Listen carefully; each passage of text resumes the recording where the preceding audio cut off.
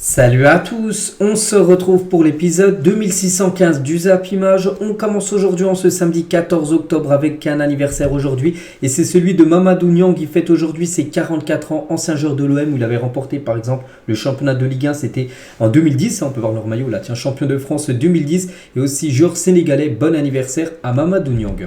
On continue, on va parler de ce qui s'est passé hier vendredi parce que bien sûr il y avait des matchs et il y avait surtout l'équipe de France qui jouait. La France jouait du côté des Pays-Bas et la France s'est imposée 2-1 du côté de Netherlands, donc les Pays-Bas. Donc Mbappé doublé et contre un but de Hartmann à côté néerlandais. Donc j'ai regardé le match, bon pour moi l'équipe de France mérite totalement sa victoire. C'est vrai que les Pays-Bas ont un peu réagi on va dire en deuxième période, mais pour moi dans l'ensemble de la partie l'équipe de France mérite bien sûr de prendre les 3 points. Donc les stats de la partie, donc la France a eu plus de possession de balle, plus de tirs cadrés, plus de tout que l'équipe néerlandaise. Donc les Pays-Bas c'est seulement 4 tirs cadrés, la France c'est 7 tirs cadrés. Donc voilà, pour moi bien sûr la victoire, et même j'ai vu le match, je vous ai dit, pour moi c'est plutôt logique cette victoire des Bleus, et c'est une victoire importante parce que grâce à cette victoire, ça y est, la France a son ticket pour jouer l'Euro l'année prochaine du côté de l'Allemagne. Donc l'équipe de France, et c'est officiel, est qualifiée pour ce championnat d'Europe en 2024 parce que l'équipe de France a réalisé un carton plein, donc un parcours parfait, 6 matchs, 6 victoires, 18 points pris sur 18 possibles, un seul but encaissé, un but hier, c'est juste le seul point négatif on va dire de la soirée, et 13 buts inscrits pour cette très belle équipe de France. Donc voici tout d'abord le 11 de départ hier, bien sûr la photo d'avant-match. Et concernant une qualification lors d'un Euro, c'est déjà la 9e qualification de l'équipe de France pour un championnat d'Europe. Donc voilà, 9 fois les Euros d'affilée, l'équipe de France y a participé. Et concernant les compétitions consécutives, que ce soit Euro ou même Coupe du Monde, c'est leur 15e compétition consécutive où l'équipe de France se qualifie, soit pour l'Euro, soit, j'ai dit, pour la Coupe du Monde. Didier Deschamps, à la fin du match, faut apprécier, pas banaliser ce que les joueurs ont réalisé, d'être qualifié, d'être premier du groupe, toujours avec Deschamps tiens, par exemple Kylian Mbappé, je n'étais pas inquiet pour Kylian parce qu'oubliez pas qu'Mbappé restait sur 4 matchs sans marquer, sans passe D, et hier ça a été le réveil. On le sait que les grands joueurs rebondissent souvent, hier ça a été le réveil on peut dire de Kylian Mbappé. Donc il a dit il avait un coup de moins bien, il avait sans doute envie de remettre les pendules à l'heure et il l'a fait hier du côté de Amsterdam. Et on va parler bien sûr maintenant de Kylian Mbappé parce que ça fait plaisir bien sûr pour lui, qu'il a de nouveau retrouvé le chemin des filets. Et oui, Kylian en une du journal L'équipe aujourd'hui. Donc l'équipe de France a assuré sa qualification pour l'Euro 2024 grâce à un doublé de Mbappé qui a dépassé Michel Platini au nombre de buts inscrits chez les Bleus. Donc on va parler tout d'abord déjà la note qu'il a obtenue aujourd'hui dans le journal L'équipe. Une note de 8 sur 10, ce qui équivaut à un très bon match de sa part. Le commentaire mis par l'équipe sur la prestation de Mbappé. Donc Mbappé balaye les doutes. Donc des doutes, oui, il les a balayés son doublé qui lui a permis de dépasser Platini au classement des buteurs. Signe son retour en forme dans le jeu. Tout n'a pas été parfait, avec toujours des difficultés à passer en 1 contre 1, mais il fut un animateur constant de l'animation offensive, bien sûr, Kylian Mbappé. Donc très belle partie de sa part. Donc voici quelques photos de Kylian Mbappé hier du côté de la Johan Cruyff Arena, ce stade. Tiens, une petite photo aussi avec Koeman. Les gars, Koeman avait envoyé un pic, les gars, avant le match de l'équipe de France. Il avait dit que son équipe n'était peut-être pas favorite, mais il s'inspirait du match Newcastle-Paris, où Newcastle n'était pas favori contre le PSG. Newcastle s'était imposé, où on avait vu un Mbappé invisible. Donc il a envoyé un petit pic à Mbappé, puis Mbappé a réagi hier, bien sûr, avec un doublé contre l'équipe de Koeman. Et Mbappé, quand il a marqué, je ne sais plus si c'était son premier ou son deuxième but, donc il a dédié son but à un proche parti cette semaine. J'ai dit que c'était mercredi, qu'il avait dû s'absenter de l'entraînement à Clairefontaine pendant quelques heures pour aller certainement à un enterrement parce qu'il a perdu quelqu'un de proche là cette semaine. Et Kylian Mbappé, c'est pour ça qu'il a fait cette célébration. Et pour revenir sur Ronald Koeman, donc Mbappé face aux équipes coachées par Ronald Koeman, que ce soit les Pays-Bas ou le Barça. Donc Mbappé a joué 4 fois contre des équipes entraînées par Koeman pour 8 buts et une passe D. Il adore bien sûr affronter les équipes de Koeman. Et Mbappé, sa sélection préférée, ça reste les Pays-Bas. Il a déjà inscrit 6 buts contre l'équipe néerlandaise, Kylian Mbappé. Donc voilà, il en a inscrit 2 là. Il avait inscrit aussi, je crois, un doublé lors du match aller. Puis voilà, puis des autres buts aussi inscrits un peu plus tôt dans sa carrière. Donc déjà 6 buts inscrits contre les Pays-Bas pour Kylian Mbappé. Et Mbappé hier, donc il était à 40 buts avant le match. Donc il en a marqué 2. Donc tout d'abord, il est revenu à 41. Donc il a égalé un certain Michel Platini et il a dépassé quelques minutes après. Donc il dépasse Platini maintenant. Mbappé seul à la 4e position des meilleurs buteurs de l'histoire des Bleus. Donc Platini 41, donc Mbappé 42. Il a dépassé Platini hier. Donc Griezmann, plus que 2 buts en retard par rapport à, enfin Mbappé est plus de 2 buts en retard par rapport à Griezmann, donc voilà, ça pourrait aussi être un objectif là très prochain pour Mbappé. Puis après il y a Henry 51, puis Giroud 54, hein, c'est vrai qu'il est plus qu'à 12 buts déjà du record d'Olivier Giroud. N'oublie pas qu'Mbappé, les gars, il a seulement 24 ans. Il aura 25 ans en décembre prochain, donc on pense qu'il va peut-être jouer encore 10 ans en équipe de France. Donc voilà, il y a des chances, les gars, qui pulvérisent le record de Giroud, et pourquoi pas. Tiens, on pense à un Ronaldo qui a plus de 100 buts en sélection, Messi plus de 100 buts, ben pourquoi pas. Mbappé dans 10 ans, peut-être 100 buts en sélection. C'est totalement jouable, hein, quand il a déjà inscrit 42. On peut bien sûr viser très grand avec Kylian Mbappé. On continue avec lui, les gars. On va parler de son deuxième but, hein, qui est magnifique. Il a failli même marquer un triplé, les gars. Il a même touché la barre transversale, hein. Il était très proche du triplé. Bref, on va revenir sur son deuxième but sublime, hein, pour Kylian Mbappé. Donc frappe enroulée. Il en met de temps en temps des buts comme ça. Et bon, c'est pas non plus dans la lucarne, mais peu importe que ça soit dans la lucarne, que ça soit au sol, du moment que ça soit au fond des filets, c'est bien ça le plus important. Magnifique deuxième but, hein, de la part de Kylian Mbappé.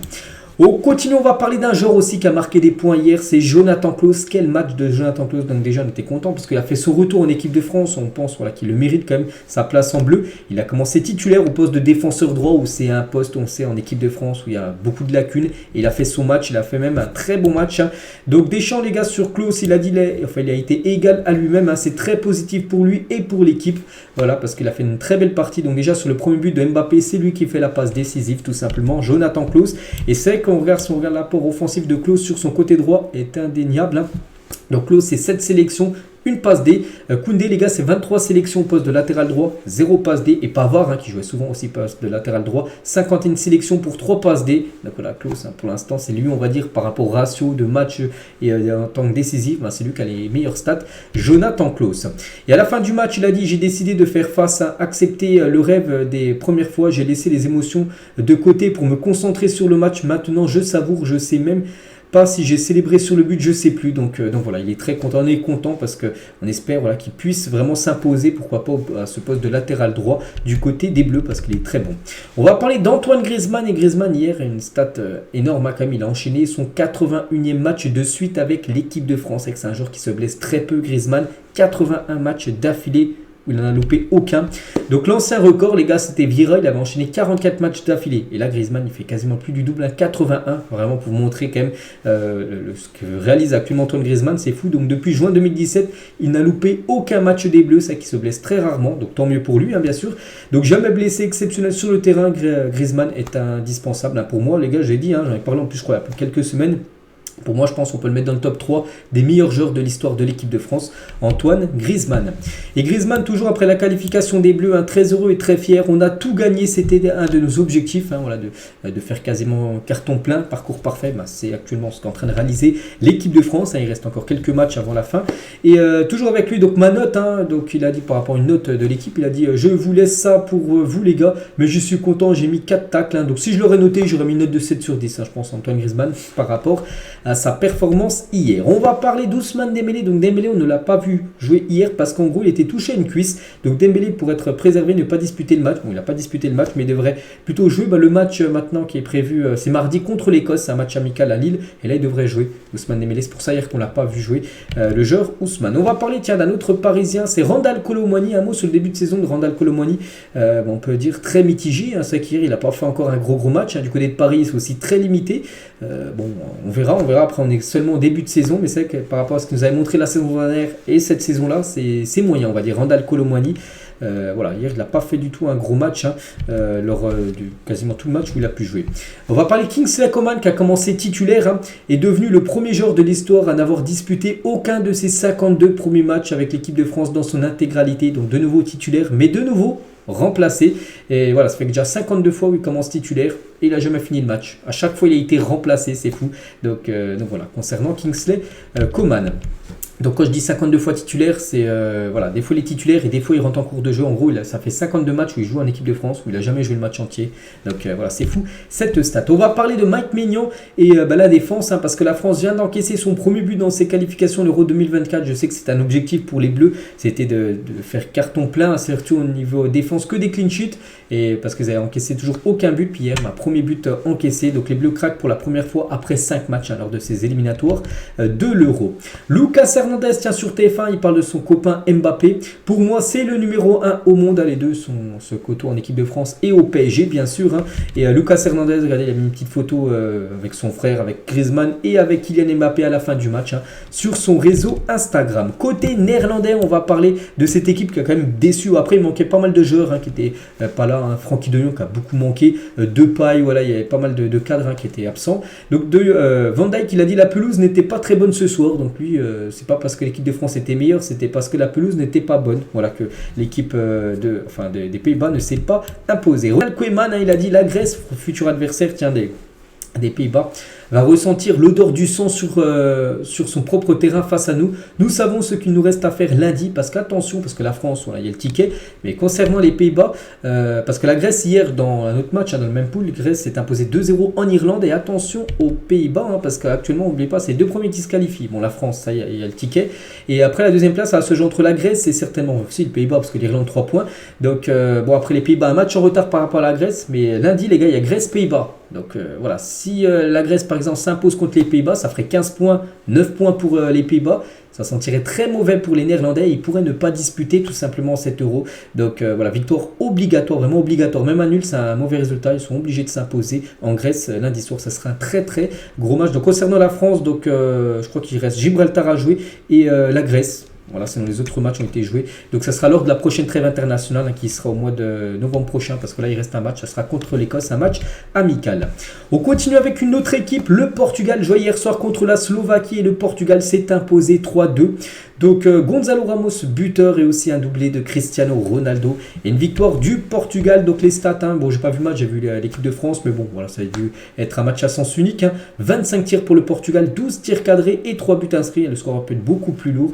Donc voilà, belle victoire des Portugais. Et comme l'équipe de France, le Portugal obtient son ticket, son billet, on peut dire, pour jouer l'Euro aussi. C'est officiel, eux aussi, ils font un énorme éliminatoire, on peut dire, même mieux que la France, parce que déjà ils ont joué un match de plus. Et surtout, ils ont pris 2 petits buts, mais surtout inscrit 27 buts. La France qui 13 buts marqués, ils ont inscrit le double par rapport à la France.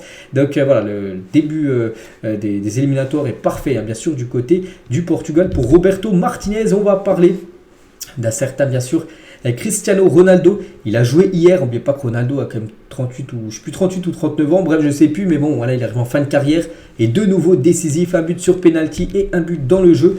Et Ronaldo avec le Portugal et avec son doublé hier, donc il monte son total à 125 buts avec le Portugal et 44 passes D en 202 matchs avec le Portugal. Donc ça fait 169 buts et passes D en 202 matchs disputés. Les stats sont quand même énormes pour Cristiano Ronaldo. Et Ronaldo a désormais marqué 73 buts en sélection depuis l'âge de 30 ans. Aucun joueur n'a jamais autant marqué à tout âge dans l'histoire des sélections suivantes, que ce soit en France, les gars. C'est vrai qu'en France, c'est Giroud, je crois que je sais plus, il a 54 buts. Mais voilà, sur toute sa carrière de 20 ans, quand il a commencé en équipe de France jusqu'à son âge actuel. Regardez, par exemple, en Allemagne, ils ont marqué de moins de buts. Le meilleur buteur de l'Allemagne, l'histoire de l'Allemagne, a marqué moins que Ronaldo depuis l'âge de 30 ans. Vous avez compris, il a inscrit quand même 73 buts. C'est fou, les gars. Donc voilà, une performance incroyable qui montre à quel point CR7 est resté à un très haut niveau malgré les années qui passent. C'est fou, n'oubliez pas l'objectif de Ronaldo, ce serait d'aller jusqu'à la Coupe du Monde 2026 du côté des États-Unis, Mexique et Canada. Et toujours avec Ronaldo, donc il a atteint aussi donc hier soir la barre des 700 buts hors penalty, parce qu'en tout je crois qu'il est à 856 buts en carrière, donc il y en a au moins 156 inscrits sur pénaux et le reste dans le jeu. Dont hier, voilà, 700 buts inscrits dans le jeu pour CR7. Quelques photos de Cristiano Ronaldo lors du match hier, où il y a après une pluie battante du côté du Portugal pour cette fin de match. Regardez, il y a même un supporter, les gars, qui est entré sur la pelouse. Il est parti se diriger bien sûr vers Ronaldo pour avoir un selfie. Il a fait même la célébration de Ronaldo devant lui. Et Ronaldo toujours, donc a été aussi honoré avant le coup d'envoi pour avoir atteint sa 200e sélection avec le Portugal. C'était en juin dernier, mais à chaque fois c'est les 2 derniers matchs à l'extérieur pour le Portugal, et vu que là c'est un match à domicile, là maintenant il a 202 matchs disputés. Donc du coup voilà, en gros il y a eu CR 200, parce que 200 matchs en sélection c'est quand même énorme pour Cristiano Ronaldo. Donc voilà, c'est pour ça qu'il a reçu ce trophée tout simplement. Donc légende bien sûr du Portugal, légende du football tout court, le joueur portugais. On va parler d'un autre Portugais, parce que lui aussi il a été buteur, ça c'est une bonne nouvelle pour le PSG. C'est Gonzalo Ramos, buteur avec le Portugal contre la Slovaquie. Et Ramos, les gars, en 9 matchs avec le Portugal, il a déjà inscrit 7 buts, hein, pas mal les stats quand même de l'attaquant parisien. On continue avec aussi en grosse nation la Belgique qui jouait hier soir du côté de l'Autriche. Et c'est les Belges qui se sont imposés 3-2 dans ce match où ils menaient quand même 3-0. Ils se sont fait peur hein, parce que l'Autriche est revenue à 3-1, 3-2. Mais voilà, ils ont réussi à conserver cette victoire, cet avantage. Donc les stats de la partie, donc j'ai pas vu le match, mais on peut voir quand même que l'Autriche a quand même dominé, hein, plus de possession, plus de tirs, 17 tirs contre 8 seulement pour la Belgique. Mais la Belgique a été plus efficace, et je le dis, hein, c'est bien d'avoir plein de tirs, mais il faut les mettre au fond. Et c'est les Belges qui ont été plus efficaces que les Autrichiens hier. Et comme la France et le Portugal, eux aussi, ils ont leur ticket, leur billet pour jouer l'Euro. La Belgique est aussi qualifiée, c'est officiel. Félicitations à cette équipe. Hein. Et on va parler de Lukaku. Lukaku buteur, il a marqué combien de buts? Il a marqué un but. Hein. C'est Luke Bacchio qui a marqué le doublé, hein, côté belge. Mais Lukaku, de nouveau buteur. Et sur ces 8 derniers matchs, on prend en compte club plus sélection club, il marque beaucoup avec l'AS Roma. Donc ça fait quand même 10 buts inscrits pour Lukaku sur ces 8 dernières rencontres. Tiens, les 2 buteurs hier côté belge. Du coup, tous les autres résultats. Donc l'Estonie s'est inclinée 2-0 contre l'Azerbaïdjan, l'Islande a fait un partout contre le Luxembourg, la Bosnie s'est imposée 2-0 du côté du Liechtenstein et c'est tout parce que tous les autres matchs j'en ai parlé et du coup avec l'Allemagne, hein, donc les 4 équipes qualifiées pour l'instant, donc l'Allemagne, pays organisateur, la France, Belgique, Portugal, donc voilà c'est officiel, ces 4 équipes seront l'année prochaine présentes pour le championnat d'Europe. On continue avec l'Euro, donc les qualifs. Hein. Donc aujourd'hui, il y a bien sûr encore des matchs. Hein. Donc voici le programme du jour. Donc je sais pas, en gros ça affiche le Danemark, hein, qui est une belle équipe les gars, contre le Kazakhstan. L'Italie contre Malte, n'oubliez pas que là l'Italie joue là. L'Italie après jouera contre l'Angleterre là dans quelques jours. Donc même la Hongrie contre la Serbie au programme aujourd'hui, où la Finlande ira défier l'équipe de la Slovénie. On continue, on va parler de l'équipe de France Esport qui joue également hier un match pour se qualifier pour le futur Euro Esport qui aura lieu en 2025, dans 2 ans. Et la France joue du côté de la Bosnie et les Français se sont imposés 2-1. Voilà, en plus c'est un but victorieux de Kalimundo à la 92e minute de jeu. Hein, sinon il y aurait eu un partout. Donc parfait bien sûr pour l'équipe de Thierry Henry. Donc ils ont dominé, hein, les Français, plus de possession, plus de tirs cadrés, plus de tout. Et c'est plutôt logiquement qu'ils se sont imposés. Enfin, c'est une équipe de la Bosnie qui a commencé fort, mais après la France a réussi bien sûr à mettre son rythme et à gagner le match. Et Kalimundo en héros, vu que c'est lui qui a été le buteur en toute fin de match. Il a été buteur sur une passe D d'un joueur que maintenant tout le monde connaît, c'est Mathys Tel les gars. Donc Mathys Tel, première sélection, première fois qu'il a appelé en équipe de France Esport. Il a commencé, bon comme souvent au Bayern, sur le banc, donc là ça a été la même chose. Il est entré en jeu à la 77e minute de jeu et c'est lui qui fait la passe D pour le but de Kalimundo à la 92e minute de jeu. Donc voilà, déjà décisif pour son premier match en seulement 13 minutes. C'est vrai qu'il ne lui faut pas beaucoup de temps à chaque fois pour se mettre en valeur. Et du coup, le début parfait pour Thierry Henry à la tête des espoirs. Donc 3 matchs et 3 victoires, hein, contre le Danemark 4-1, contre la Slovénie 4-0 et contre la Bosnie 2-1. Donc pour l'instant, c'est parfait. Et c'est vrai que c'était jamais arrivé dans l'histoire des Bleuets. Donc Henry est devenu le premier entraîneur de l'histoire à avoir gagné ses 3 premiers matchs sur le banc de l'équipe de France Esport. Hein, jamais un entraîneur avait gagné ses 3 premiers matchs. Henry l'a fait bien sûr avec l'équipe de France Esport. Et Thierry Henry réagit après la victoire des Bleuets contre la Bosnie. Il trouve l'arbitrage assez limite ce soir. Il a dit énervé parce que je trouve que parfois c'était limite niveau de l'agressivité de l'adversaire, hein, qui mettait beaucoup d'impact. Mais ça fait du bien de gagner des matchs comme ça, où ça a été compliqué sur une pelouse aussi délicate. Et la France s'est imposée. On va parler aussi de Ryan Cherki, parce que Kalimundo était buteur, mais aussi Cherki les gars. Et même si Ryan Cherki n'est pas plus titulaire à Lyon, il continue de rayonner avec les espoirs. Sur ses 5 derniers matchs, 5 buts à chaque fois, hein, contre la Bosnie, Slovénie, Danemark, Ukraine et la Suisse. Donc félicitations bien sûr à Ryan Cherki. Et du coup, classement, ça donne quoi pour ces éliminatoires de l'Euro? Donc la France en tête actuellement à 2 matchs, 2 victoires. Donc parfait bien sûr, hein, pour les Bleuets. On continue, on va parler aussi de rencontres amicales qui avait lieu hier. Tiens, le Japon qui joue contre le Canada. Et le Japon, une très bonne équipe, les gars. Vraiment une équipe peut-être sous-côté. On a pu voir, je ne sais même pas si c'est sous-côté, parce qu'on a pu voir la dernière Coupe du Monde, hein, que c'est une très bonne équipe. Ils ont gagné 4-1 contre le Canada. Donc doublé de Tanaka, un pénalty raté de Jonathan David, l'attaquant lillois, et un contre son camp d'Alfonso Davids. Voilà ce qu'il va retenir, hein, du match. Hein. Et le Japon a dominé, hein, totalement, hein, cette équipe du Canada. Et le Japon détruit absolument tout sur son passage en amical. Les gars, regardez les derniers matchs quand même. Ils ont gagné contre le Canada, contre la Turquie 4-2, contre l'Allemagne, en Allemagne 4-1, contre le Pérou, contre le Salvador 6-0. Quelle équipe bien sûr, hein, cette équipe japonaise. On va parler d'une autre équipe asiatique les gars, c'est la Corée. La Corée du Sud a corrigé la Tunisie en amical 4-0 hier. Hein. Donc tout d'abord les stats de la partie. Il y a noté de Kang In-lee, hein, vous savez le joueur du Paris Saint-Germain qui a gagné la médaille d'or des Jeux asiatiques. C'était avec l'équipe Corée espoir, là, il y a quelques jours, il a gagné les Jeux asiatiques. Donc là, c'est l'équipe de Corée A, hein, les seniors, on peut dire. Et il a été auteur d'un doublé dans ce match, dont un magnifique coup franc. Donc là, on peut voir le ballon qui est posé. Donc juste après, c'est lui qui tire et il marque une pleine lucarne, hein, Kangin Lee. Donc parfait, ça aussi pour le Paris Saint-Germain. L'Angleterre joue également, c'est un match amical hier contre l'Australie. Donc un petit résultat 1-0 pour les Anglais.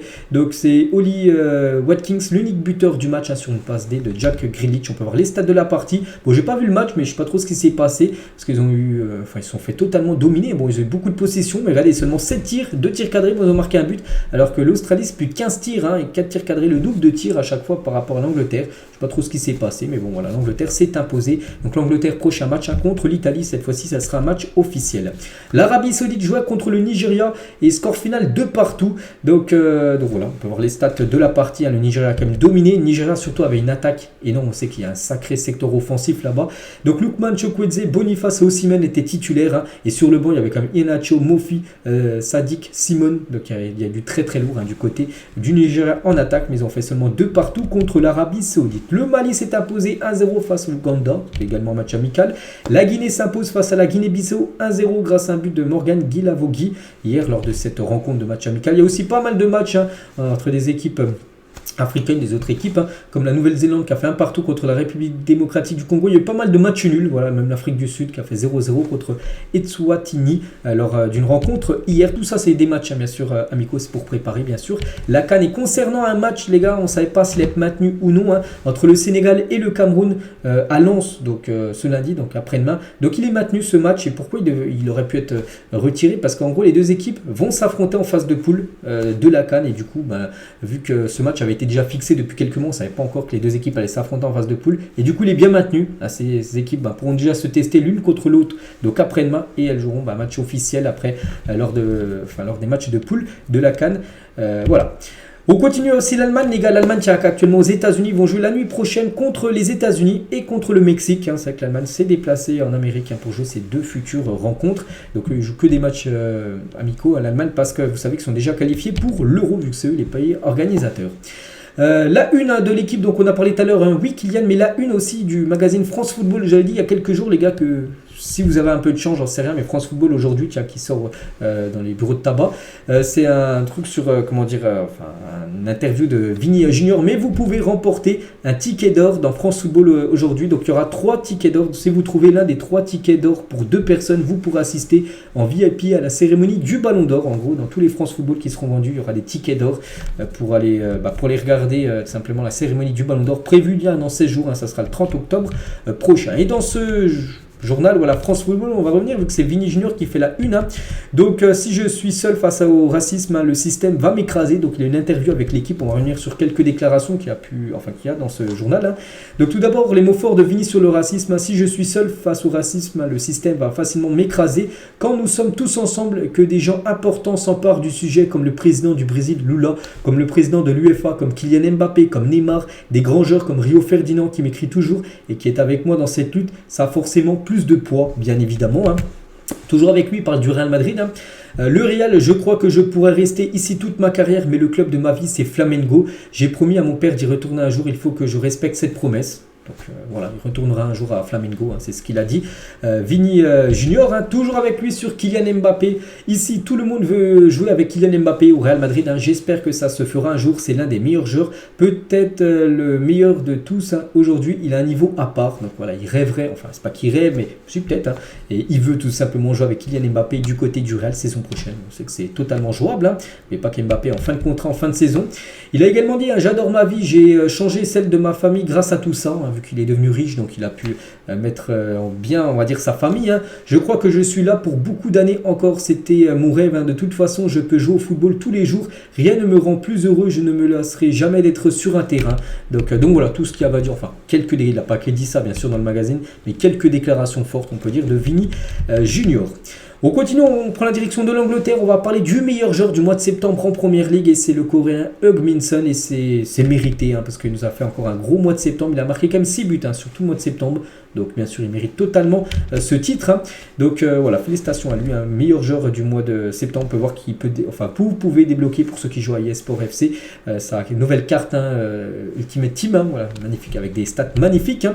Et Hugminson rejoint le cercle fermé des joueurs ayant été nommé 4 fois joueur du mois en première ligue. C'est la 4e fois de sa carrière qu'il est élu joueur du mois. On peut voir que Jimmy Vardy a aussi été élu 4 fois joueur du mois. Dans sa carrière, Salah, Rashford, Fernandez, Bergkamp, Lampard, Shearer, Paul Scholes et Thierry Henry. Voilà ce cercle fermé, bien sûr, des joueurs. Concernant, une petite info, juste Kevin De Bruyne, les gars, on se dit lui aussi, il a dû remporter beaucoup de fois. Jamais il a été élu joueur du mois, comme Kevin De Bruyne en première ligue, alors que ça fait quand même pas mal d'années qu'il est en Angleterre. Toujours avec les distinctions du côté de l'Angleterre, le meilleur entraîneur, le mois de septembre, c'est Ange Postecoglou, c'est le coach de Tottenham. N'oubliez pas que Tottenham est actuellement premier de la première ligue. Donc 4 matchs, 3 victoires, 1 match nul lors du mois de septembre pour Tottenham. Et il reçoit de nouveau ce prix parce qu'il avait déjà reçu ce prix pour le mois d'août. C'est-à-dire les 2 mois où il arrive, parce que c'est lui qui a remplacé, souvenez-vous, l'ancien coach de Tottenham. Donc les 2 premiers mois, à chaque fois, c'est lui qui reçoit ce prix du meilleur manager. Félicitations à ce coach Ange Postecoglou, qui est un coach, je crois, australien. Ancien coach du Celtic, pour l'instant, il fait du très gros taf du côté de Tottenham. Le plus beau but du mois, les gars, c'est Bruno Fernandes. C'était le 23 septembre dernier. C'était à Manchester United contre Burnley. Et, il avait marqué un magnifique... c'était une transversale sans rebond, les gars. Il l'a pris directement, reprise de volée. Et c'est le plus beau but du mois dernier du côté de l'Angleterre. Du côté de l'Italie, le meilleur joueur du mois de septembre, c'est lui, les gars, c'est Raphaël Leao qui est élu joueur du mois. Lui aussi, on peut débloquer si vous le voulez sur le mode Ultimate Team à sa nouvelle carte qui est avec des stats énormes. Toujours du côté de l'Italie, on va parler de l'affaire des paris illicites qui embarrassent l'Italie. Donc l'équipe d'Italie a perdu 2 joueurs, donc Nicolo Zaniolo et Sandro Tonali, entendus jeudi par la police dans le cadre d'une enquête sur des paris sportifs illicites. Donc Zaniolo et Sandro Tonali auraient avoué jouer au poker et au blackjack, mais ni être impliqués dans des paris en ligne. Selon Fabrizio Corona, la mère de Zaniolo serait impliquée dans cette histoire de paris en ligne parce que quand tu es footballeur, voilà, même si quand tu es footballeur professionnel, c'est interdit de faire des paris sportifs sur tes propres performances, que ce soit toi ou ceux de ta famille. Sinon, tu peux dire par exemple à ton frère, j'en sais rien, tiens, mise sur moi que je vais marquer, enfin peut-être pas marquer un but parce que c'est pas sûr que tu mettes un but, mais voilà, mise sur moi que je vais prendre un carton jaune. Ça, c'est jouable. Tu peux bien sûr prendre un jaune dans le match et tu mets des grosses cotes. Donc voilà, il y a des joueurs qui sont soupçonnés en Italie. Il y a ces deux-là, il y a Fagioli aussi qui est un joueur, je crois, de la Juventus Turin. Et il y a un autre joueur, c'est lui, les gars, c'est Nicolas Zalewski, qui est le 4e joueur impliqué dans l'affaire des paris illégaux en Italie. C'est un joueur de l'AS Roma, voilà, un joueur que je ne connais pas trop. Mais ce joueur, les gars, par exemple, avait parié sur la possibilité qu'il reçoive un carton jaune face à la Salernitana. Il a reçu un carton jaune à la 94e minute de jeu. Et c'est pour ça qu'il y a eu des grosses sommes d'argent qui ont été mises sur un carton jaune sur ce joueur lors du match contre la Salernitana. Il a eu ce jaune. C'est pour ça que des fois, ça fait réagir. C'est pour ça qu'il y a des joueurs un petit peu dans la mouise du côté de la Serie A. On va parler de Neymar, la colère de Neymar après avoir reçu un paquet de popcorn sur la tête. Donc c'était lors du match entre le Brésil et le Venezuela, il y a eu un partout, c'était avant-hier. J'ai oublié de vous le dire hier, donc Neymar il rentre au vestiaire. Je ne sais pas si vous voyez là Neymar, mais surtout le truc blanc, en gros c'est quelqu'un qui jette un popcorn, voilà, une boîte de popcorn et ça arrive en place sur la tête de Neymar. Après il était fou, bien sûr, le pointé du doigt Neymar. Donc voilà, concernant ce qui s'est passé à la fin du match où le Brésil a été accroché. Et on va parler aussi de ça, les gars. Léo Messi avec Sanabria. Donc Sanabria, en gros, le joueur du Paraguay, l'Argentine a gagné 1-0 contre le Paraguay. Et Sanabria, on peut voir, regardez la photo du haut, on peut voir juste à côté de son épaule un petit truc blanc. En gros, il aurait craché sur Léo Messi dans le dos.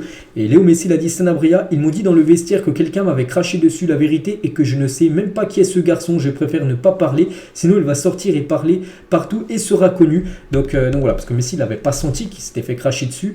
Et voilà ce qu'il a réagi. Pourtant, Sanabria, les gars, le joueur paraguayen qui a craché sur Messi, lui a demandé une photo pendant ses jours au Barça, parce qu'il y a quelques années, je ne sais pas où il jouait, peut-être en Liga, et Messi était du côté du Barça, il avait demandé une photo à Léo Messi. Et la défense de Sanabria, parce qu'il est beaucoup critiqué par rapport à ça, c'est vrai que s'il crache sur quand même le meilleur joueur de l'histoire, ça passe pas du tout, que ce soit le meilleur joueur de l'histoire ou même n'importe quel autre joueur, bien sûr, t'as pas à cracher sur un joueur. Donc lui il dit en gros qu'il a rien craché dessus. Il a dit j'ai vu les images et on dirait que je lui crache dessus, mais non, il est loin en plus, je dément totalement. Pour lui, il n'a pas craché sur Messi. C'est quand on sait pas là si vraiment ils sont Sanabria juste derrière Messi ou s'il y a peut-être 3 ou 4 mètres, alors que bien sûr s'il crache il touchera jamais. Donc voilà, concernant cette affaire. Et on finit les gars cet épisode aujourd'hui avec regardez-moi cette équipe en 2023, c'est tous les joueurs qui ont annoncé leur retraite. Il y a quand même du très très lourd. Le dernier en date, c'est Eden Hazard qui a pris sa retraite. Il y a eu aussi Gareth Bale, il y a eu Mesut Özil, il y a eu Zlatan Ibrahimovic, il y a eu Fabregas, il y a eu Godin, il y a eu, je sais pas, Buffon ou même Theo Walcott ou même Adebayor. Voilà, hein, quand même des joueurs que tout le monde connaissait les années précédentes. Ils ont tous pris leur retraite là sur cette année 2023. C'est pas fini parce qu'il reste encore 2 mois avant la fin de l'année. On pense peut-être que d'autres grands joueurs pourraient annoncer leur retraite d'ici la fin de l'année. Donc voilà les gars ce qu'on va dire aujourd'hui. J'espère que ça vous a plu. On se retrouve tout à l'heure. Il y a l'After Zap Image et demain dimanche bien sûr pour le prochain numéro. Je vous souhaite un bon samedi et à plus tard.